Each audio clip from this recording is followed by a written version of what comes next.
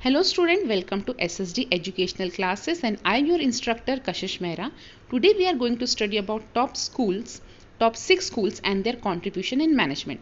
This is the first part. I had divided top 6 schools and their contribution video in 2 parts. Let's study about the introduction. The classical development of management thought can be divided into scientific management, organizational management, behavioral management and quantitative management. On this basis we are going to study about the contributions also. The first management, scientific first management school and organization was emerged in the late 18th and early 19th, which was basically based on that the belief that people were rational and they are working for the course of action for the economic gain and they are working for the greatest economic gain. Let's see about first management school, that is scientific management school. Scientific management school means application of the scientific method to the problem of the management. It means whenever there is a problem, they solve the problem with the scientific way in a systematic manner. It conducts a business or affair standard established by fact or truth gained through systematic observations, experiments or reasonings. Scientific management school is also divided into different parts. The first scientific management contributor was Charles Babbage. He wrote 9 books and over 70 papers on mathematics, science and philosophy. He advocated that managers should conduct time study data to establish work standard for anticipated work performed level and to reward the worker with bonus to the extent by which they exceed their standard. In short, he wants to say that if we give a standard performance, standard task to a worker, they will work according to it and they will try to achieve their standard.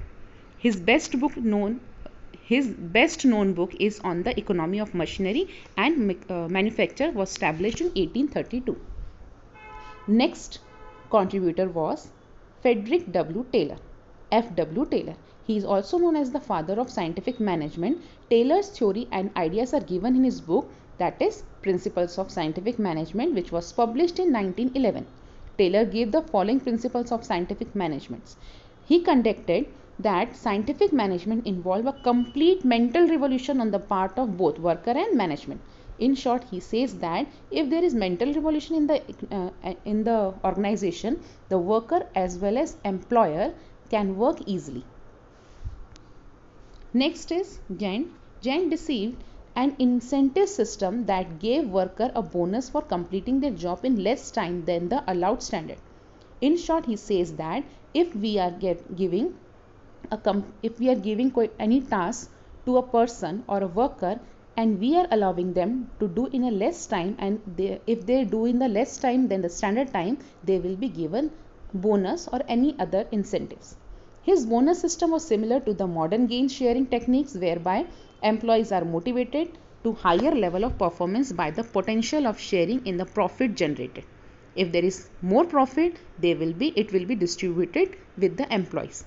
It means it is the indirect motivation to the employees.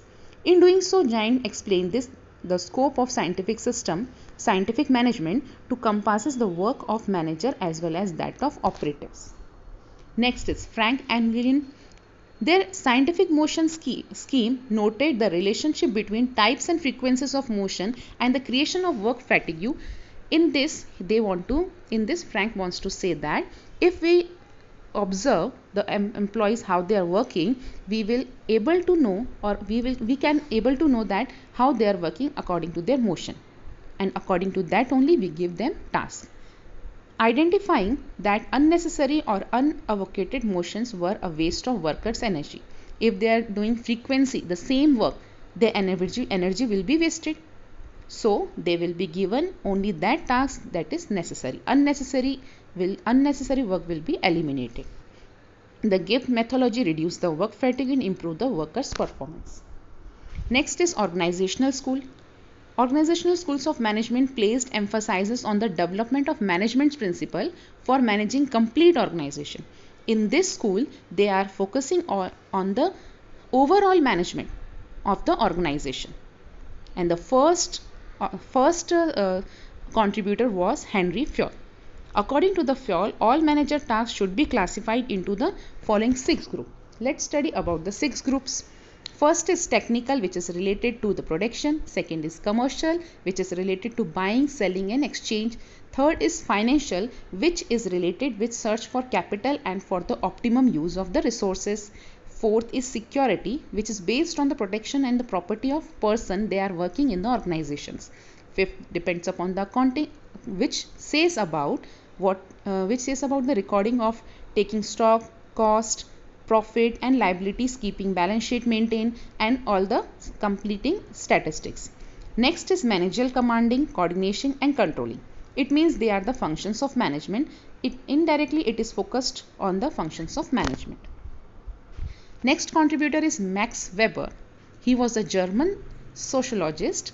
Writing in the early 90s, Weber developed a theory of authority organizational activities on the basis of authority relationship. Organization that he called a bureaucracy.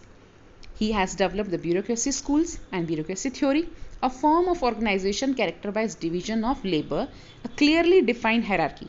He says that if we divide the work to the worker and they are defined according to the hierarchy and made some rules and regulation, the relationship between them will be impartial and they will work more efficiently. Weber recognized that his deal with bureaucracy did not exist in reality. He used it as a basis for theoretical about work and the way that work could be done in a larger group. It means those organizations which depends upon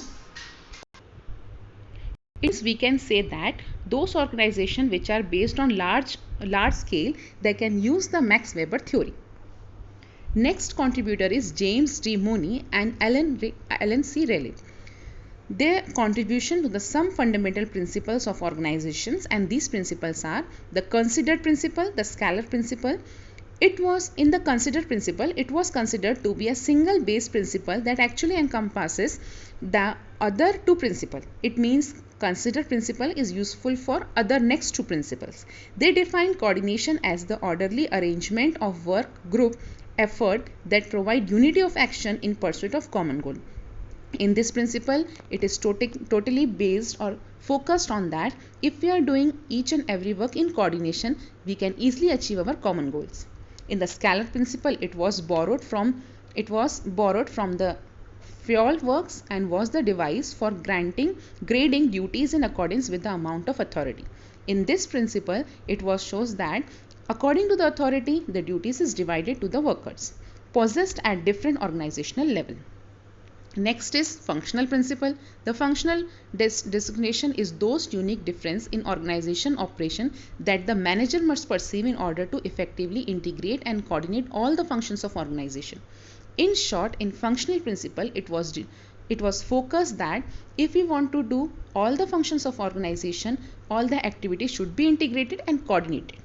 In essence, Money and Rayleigh made an rigid with framework of emphasis on and to the order, offer attempt management theory, hierarchical structure, clear division, definition of authority and responsibility, specialization of tasks, coordination of activity, utilization of staff experts, and many more factors are covered in this theory.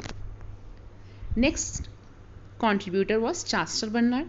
He has also given some principle. According to him, channel of communication should be definitely known through which the workers and employees are going to communicate. Objective authorities require a definite formal channel of communication. In the organization, we need definite channel for communication. The line of communication must be as to the direct and short. It should not be long and indirectly, otherwise communication will be mishappen. The complete line of communication should usually be used so that we can be safe and we can be easy to use that lines. Complaints of the person saving at communication center, that is officer, supervisor, head, must be adequate. The line of communication should not be interrupted during the time of the organization is into function. Next and last contributor was Herbert A. Simon. According to Simon, the Nobel laureate in economics, he is an American political and social scientist. He started his government. He analyzed the classical principle of management due to their ambitious and contradictory principle as myth. He analyzed that the problem of management from the social psychological point of view. But he is the best known for his work in his field for decision making and administration behavior. It means he has contributed in the main focus, he contributed and given main focus on the decision making and administrative behavior. We will continue with the next video and the second part, so tune in. Thank you.